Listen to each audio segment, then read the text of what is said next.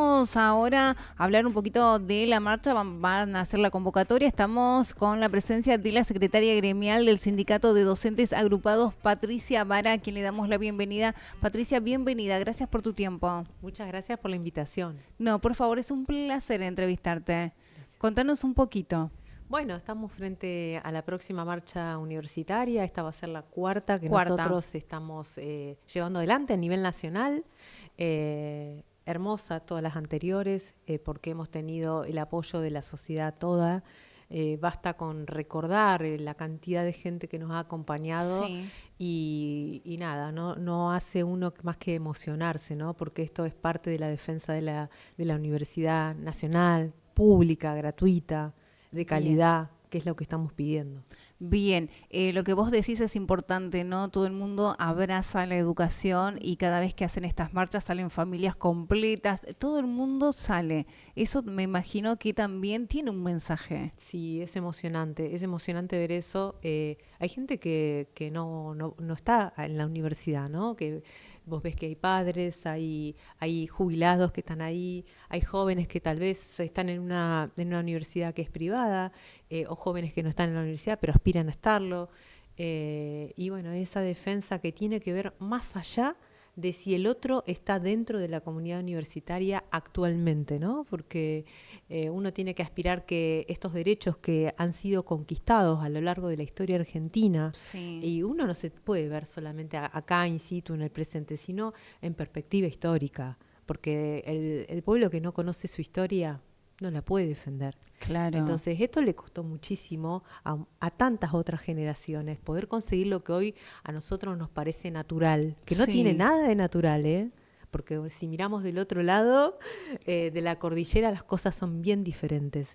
Y nosotros tenemos una universidad pública que se extiende a lo largo del territorio. Quiero decir que la Universidad Nacional de Tierra del Fuego nació recientemente. Es una de las últimas creaciones de universidades públicas que llegaron con el objetivo de llegar a aquellos territorios recónditos que tiene la República Argentina. Sabemos que es un territorio enorme, extenso, a lo largo y a lo ancho del país, y vino a dar respuesta a un territorio que no tenía una universidad nacional. Yo en mi momento me tuve que ir a estudiar a la UBA, sí, para poder ser licenciada en ciencia política, con un esfuerzo familiar y personal enorme, porque además de lo económico uno, claro, vive un desarraigo brutal. Tremendo porque la familia queda acá, claro, a 3.000 kilómetros en mi caso, y es muy duro. Es muy duro estar lejos, tan lejos y tan chico. Entonces digo, esto que nosotros conseguimos a partir del 2010,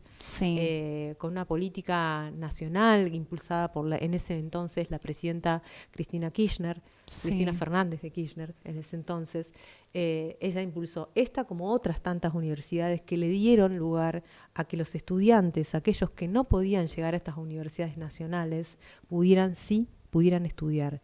A mí me parece súper valorable, me parece que la universidad te cambia la vida en muchos aspectos, la visión de las cosas te hace poder aportar a una sociedad, a su desarrollo, a su ciencia, a su tecnología. En este caso, la universidad nuestra, a los problemas que son de Tierra del Fuego, claro, porque las grandes universidades nacionales, los problemas pasan por otro lado, las investigaciones son más bien macro, no se estudia lo que pasa en Tierra del Fuego. Y nosotros acá tenemos una universidad que responde a la necesidad territorial, que genera arraigo, que genera desarrollo y que genera y produce los profesionales que después uno los puede ver en la municipalidad, claro, en el gobierno, en distintas instituciones, ¿no? Y nosotros los estamos formando. Bien, bueno, lo importante, ¿no?, que le dan la posibilidad a tantos jóvenes de formarse. Vos decías, yo me tuve que ir. Hoy la carrera de politólogo está acá. Sí, exacto. Sí, está, sí, la licenciatura en ciencia política. Sí. Nuestros estudiantes pueden quedarse acá y como tantos, ¿no? Pueden hacer otras carreras. En mi caso, yo tengo a mi marido que es contador. Sí. La hizo en lo que era la San Juan Bosco acá. Claro. Y él siempre me dice, a mí me hubiese gustado muchísimo hacer economía. Hoy la Universidad de Tierra del Fuego tiene la carrera, por ejemplo, de licenciatura en economía, ¿no? Claro. Digo, cómo esas vocaciones también se pueden desarrollar a partir de las distintas y diversas propuestas académicas que nosotros tenemos. Bien, ¿cuáles son los desafíos que se enfrenta la Universidad Nacional de Tierra del Fuego en estos tiempos? Wow, bueno, muchos. En principio nosotros tenemos a docentes y no docentes. Para que el público entienda, un no docente es un administrativo de la universidad en sus distintas áreas, con unos salarios que han quedado muy por debajo de lo que deberían estar. Estamos hablando de que desde que asumió el gobierno de Milei, a fines del 2023 a la fecha, nuestros salarios se los comió la inflación. Más de un 50% Tremendo. Abajo. Tengo el dato exacto para compartírtelo. Sí. En esos 18 meses aproximadamente, la inflación, que dicen que no hay inflación, bueno, basta con ir al supermercado, por otro lado, para darse cuenta que eso es mentira. La inflación acumulada es del 269,8%.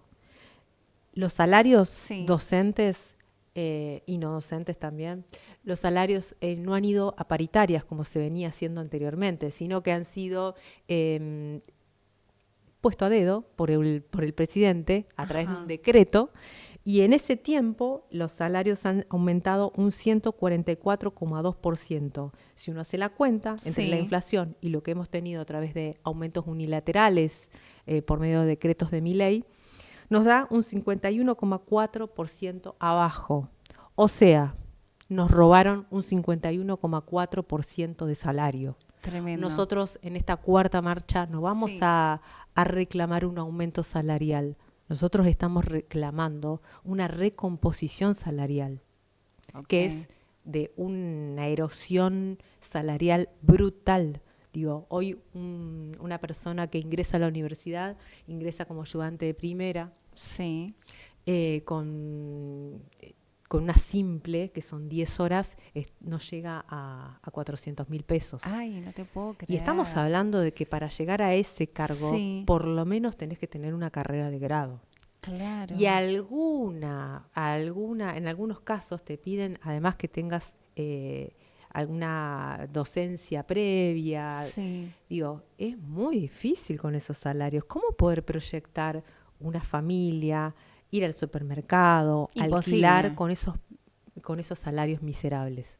Bajísimos, tremendo. Estamos hablando de que para estar en la universidad como docentes tenés que tener una carrera de grado, doctorados, postdoctorados. Claro. Digo, y además hay dentro de lo que es el sistema de la universidad, nosotros investigamos, tenemos vínculos con el territorio, un montón de otras tareas que no tienen nada, o sea, que no solamente es el dar clases frente a aula. Hay un montón de otras tareas que se hace todo por el mismo precio. Claro. Hay una sobrecarga sobre los estudiantes, sobre los docentes, con salarios que son miserables. Tremendo. Entonces, y sí, cuando yo me acuerdo, cuando en aquel momento Milei decía, ¿se acuerdan, no sé, esto de la propaganda que hacía afuera y que hasta resultaba gracioso y pintoresco? Claro, esto no es gracioso.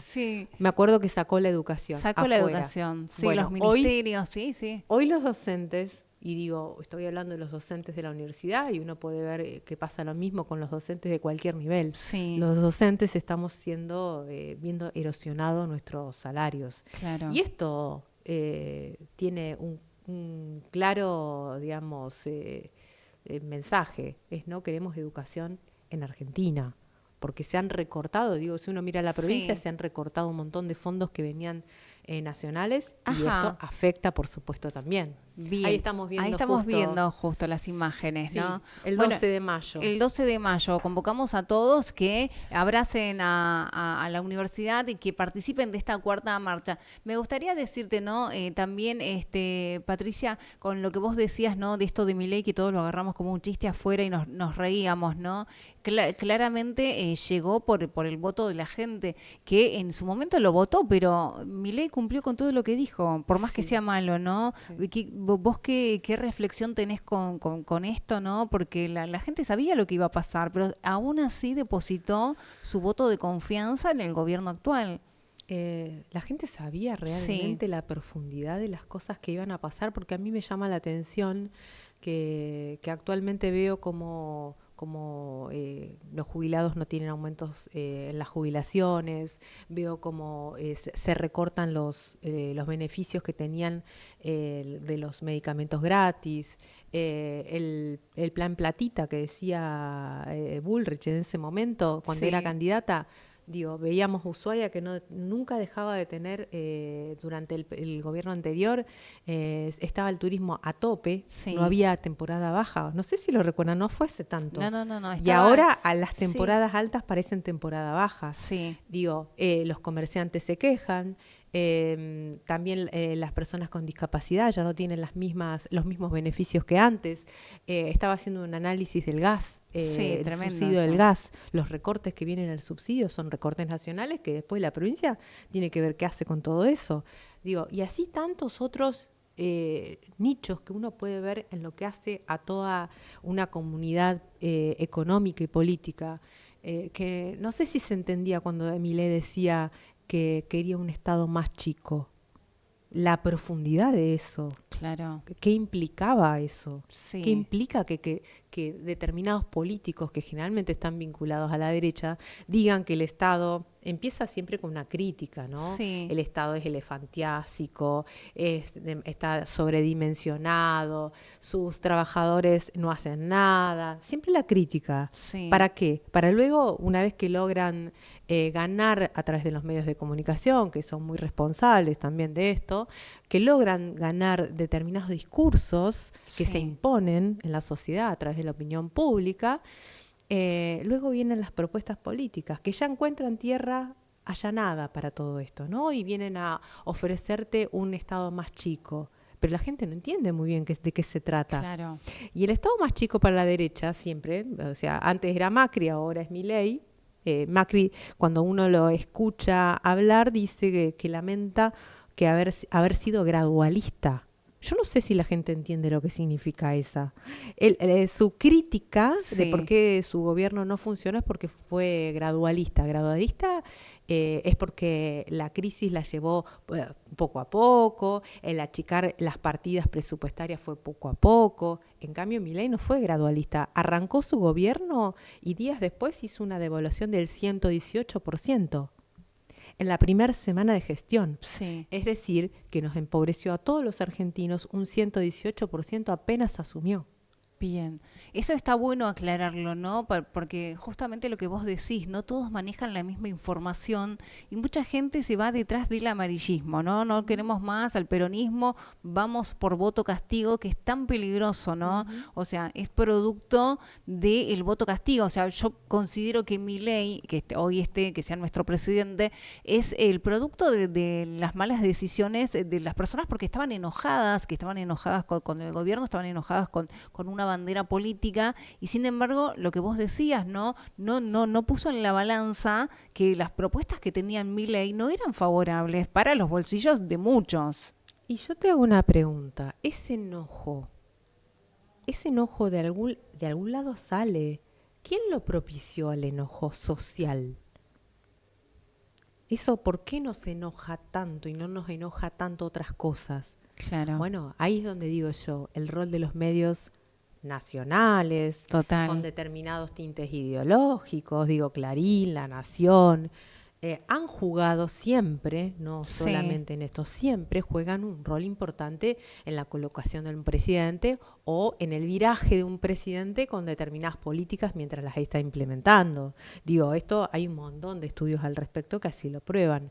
Entonces, este enojo no surge al calor del pueblo. Este claro, enojo surge de arriba de arriba. cuando el pueblo empezó Sí, a tener mayor capacidad en aquellos ingresos que generamos todos, ¿no? Cuando la redistribución de la riqueza se repartía en más manos. ¿No? Esto es como cuando vos haces una torta en tu casa, tenés que claro. repartir en determinadas porciones. O bien, si son 10, las repartís entre 10, o bien decís, bueno, dejamos afuera a todos los demás y solo se la comen 3 personas. Sí, Bueno, el enojo por ahí era el establishment o de la Claro. clase dominante, Claro. cuando ve que esa riqueza que acumula un país a través de su trabajo, el trabajo que contribuimos todos, Sí.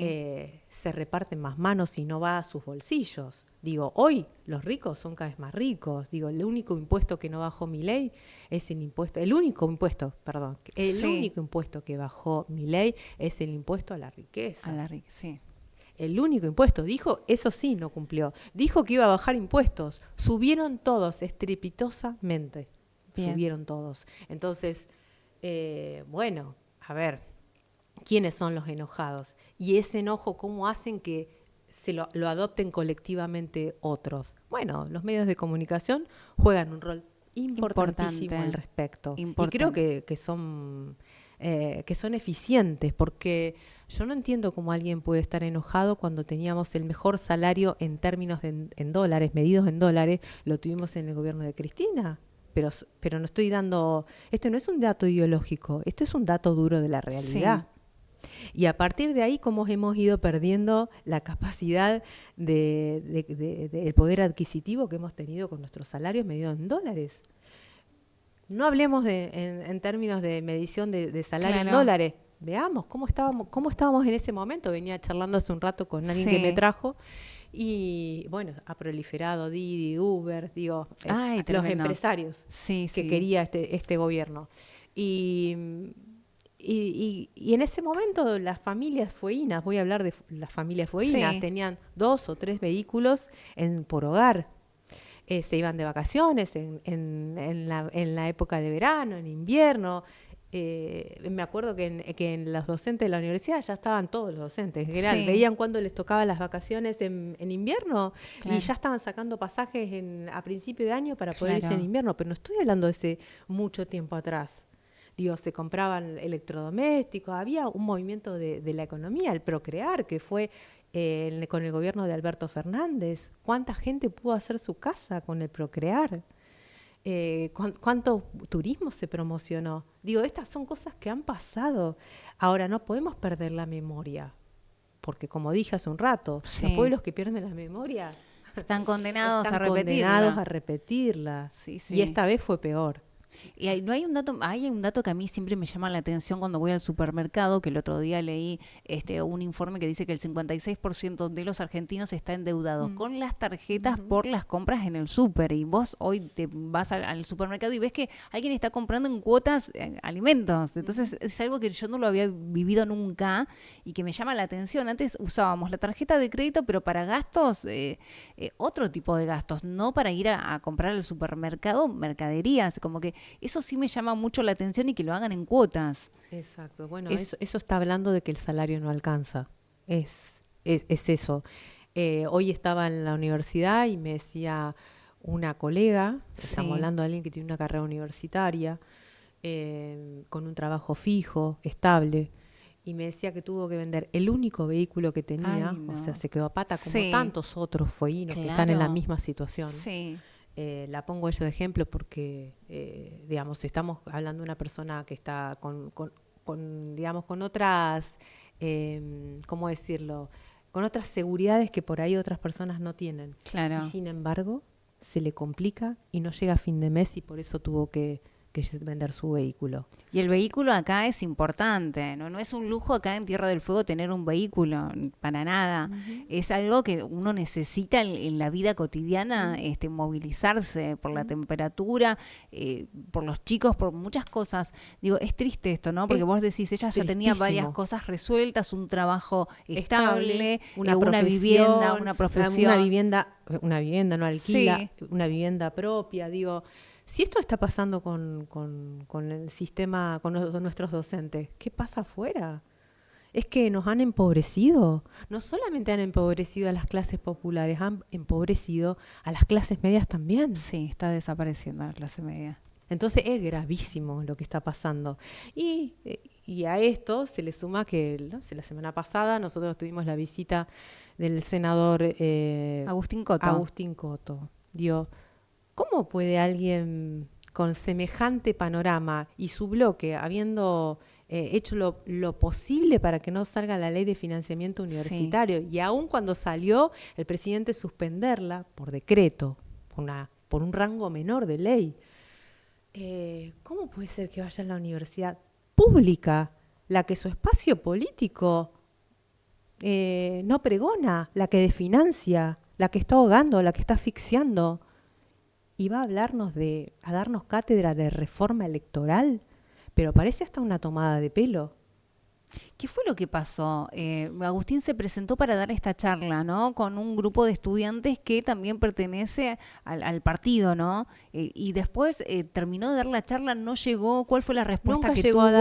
Nunca llegó a dar la charla porque me parece que había un enojo popular muy grande. Sí. Estaba toda la comunidad académica, había docentes, no docentes, estudiantes, aunque ellos hayan querido hacer ver el nivel de los medios, ¿no? En algunos medios he leído que fue Catena quien no lo dejó dar la charla. Eso es falso. Eso es falso. Por supuesto que estaba Catena, por supuesto estaba defendiendo la educación, pero el reclamo fue general de Catena y de la comunidad académica, que no estaba dispuesta a escuchar más que por qué no se financia, por qué no se lleva adelante la ley de financiamiento universitario, que fue aprobada por el Congreso, que fue ratificada por amplia mayoría por el Congreso, y que el presidente Milei, por decreto, la suspendió. Bien. Entonces, me parece que la Libertad Avanza, que está en Tierra del Fuego, tiene que dar explicaciones al respecto. Bien. Para después poder hablar de otras cosas. Y tiene que dar explicaciones de eso y de muchas otras tantas cosas más, ¿no? Claro. Ahora, la duda que tenemos muchos, ¿no? Que estábamos desde afuera viendo lo que pasaba con Agustín Coto. Digo, si esto había un gran enojo, hay un gran enojo, un malestar, un gran descontento por el tema de público conocimiento, digo, pero ¿por qué proponen los estudiantes traer a alguien que no es bienvenido? Y a lo mejor se pudo haber evitado por ahí todo ese mal momento, ¿no? Que se vivió, digo, porque si estuvo ahí participando es porque la casa de estudio permitió esa actividad. Digo, eso no se pudo haber evitado para después, o sea, no tener que pasar por ese mal momento. La Casa de Altos Estudios nuestra está abierta a que todas las expresiones se puedan que puedan llevarse adelante, ¿no? Y que se puedan expresar y que puedan llevar adelante cualquier actividad. Uh-huh. Eso es así y va a seguir siendo así. Ahora, que los estudiantes que llevaron a Agustín Coto a la universidad no hayan tenido el tino o haber medido, tacto, ¿no? de medir eso, de saber que no estaban dadas las condiciones, y bueno, eso tendrá que preguntarle a Agustín Coto, a sus estudiantes, por qué lo llevaron a una situación como esa. Claro, vos decías, es como una tomada de pelo, pero hasta parece una provocación, digo parece yo. Una provocación. Digo, si hubiera evitado ese tipo de cosas, ¿no? O los estudiantes estos hubieran asesorado un poquito más y tener tacto de ver que hay un gran descontento. Y no lo podés llevar a Agustín Coto a estar disertando cuando el ambiente no es el adecuado. Yo creo que por ahí se pensaron que haber ganado las elecciones del año pasado de medio término bastaba esa legitimidad política para poder ir, tal vez, me imagino yo, no es algo que hablé, a la universidad y dar esta charla. Creo que las elecciones son una foto de un momento determinado, y eso fue hace muchos meses atrás, y la realidad económica se encrudeció significativamente desde ese momento hasta la fecha. No digo que en ese momento no estaban mal, pero ahora las cosas están peor. Y por lo que están dando los números en la economía, se van a poner peor todavía, porque además hemos escuchado al presidente decir que él no tiene un plan B. Así que estemos preparados para la profundización de la crisis. Tremendo, ¿no? Tremendo, que nos asusta lo que va a pasar al futuro. Sí, ¿no? Sí, porque la plata que se están ahorrando, entre comillas, la que nos sacan a nosotros, la que nos roban de nuestro bolsillo a nosotros y a tantos otros sectores, es para la timba financiera, en definitiva, ¿no? Uno lo que ve es que se la están fugando. ¿Quiénes? Las grandes empresas, ¿no? El RIGI, por ejemplo, es un ejemplo de todo eso, ¿no? Como los grandes capitales vienen, la ponen un tiempo y después de pasado determinado un tiempo, que generalmente es un año, se la pueden llevar. Y uno puede ver como la deuda externa aumenta y la plata que se pide afuera no queda en nada. No hay, desde que asumió Milei, No hay una ruta nueva, no hay una escuela nueva, no hay un jardín nuevo, no hay una universidad nueva, no hay nada nuevo, no hay nada. Cero obra pública. Y la pregunta que nosotros nos tenemos que hacer desde acá, desde el territorio, desde Tierra del Fuego, Antártida, isla del Atlántico Sur, mal que le pese a los libertarios, nosotros somos la capital de la Antártida, de las Islas Malvinas. Mal que le pese, por todas las políticas que están teniendo respecto de lo que es la política exterior. Pero no pueden llevarse puesto una provincia, o no, sin tener las consecuencias que vivió Coto en la semana pasada.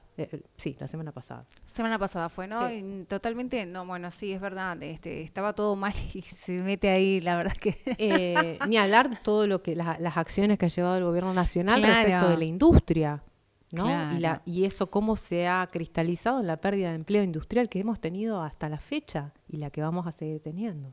Así es. Patricia, recordame la convocatoria. Es para el 12 de mayo, los esperamos. Esperamos que una vez más, que la sociedad nos acompañe. Sabemos que estamos pasando un momento doloroso en términos económicos, que esto afecta a todas las familias por igual. Acá somos todos trabajadores en distintos rubros, pero estamos todos afectados por la misma situación económica, así que pedirles una vez más que nos acompañen, porque esto no es solamente para quienes estamos en la universidad hoy actualmente, sino es para poder tener una política que costó tanto tiempo conseguir y que permite a nuestros jóvenes, en este caso en Tierra del Fuego, poder quedarse en Tierra del Fuego, poder tener alternativas académicas para estudiar, poder permitir el ascenso social a aquellas familias que aún todavía no han llegado a la universidad, a sus hijos, a sus nietos por la prosperidad. Bien, muchísimas gracias, un placer entrevistarte. Gracias a vos.